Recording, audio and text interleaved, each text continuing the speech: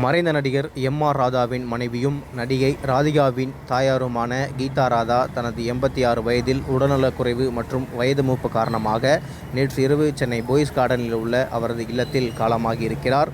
இவரது உடலானது திரைத்துறையினர் மற்றும் குடும்ப உறுப்பினர்கள், அரசியல் கட்சித் தலைவர்கள் அஞ்சலிக்காகவும் போயஸ் கார்டனில் உள்ள பின்னி சாலையில் அவருடைய இல்லத்தில் அஞ்சலிக்காக வைக்கப்பட்டிருக்கிறது. இவரது உடலுக்கு நடிகர்கள், அரசியல் கட்சித் தலைவர்கள் தொடர்ந்து அஞ்சலி செலுத்தி வருகிறார்கள். குறிப்பாக நடிகர்கள் பிரபு, நாசர், கவிதா பாரதி, அதேபோல் இயக்குனர் பாக்யராஜின் மனைவி பூர்ணிமா பாக்யராஜ், தி.க. தலைவர் கி. வீரமணி, முதல்வரின் சகோதரி செல்வி கருணாநிதி உள்ளிட்டோர் நேரில் அஞ்சலி செலுத்திவிட்டு சென்றிருக்கிறார்கள்.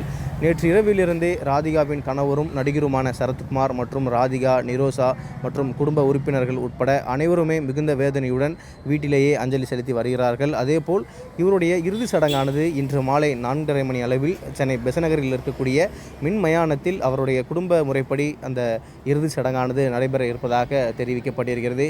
அதேபோல் இங்கு அஞ்சலி செலுத்த வந்திருந்த நடிகர் நாசர், ராதிகாவின் அம்மா நேற்று மறைந்த செய்தி கேட்டு மிகவும் வருத்தமளிக்கிறது.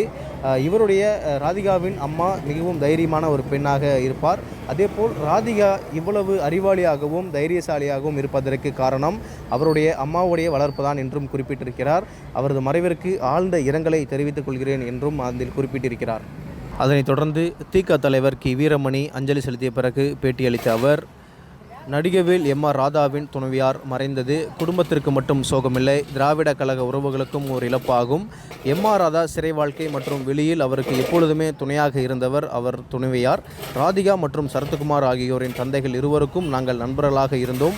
இயற்கை காரணமாக உடல்நலம் குன்றி எம்.ஆர். ராதாவின் துணைவியார் இறந்திருப்பது வருத்தத்தக்க ஒரு விஷயமாக இருக்கிறது என குறிப்பிட்டுள்ளார்.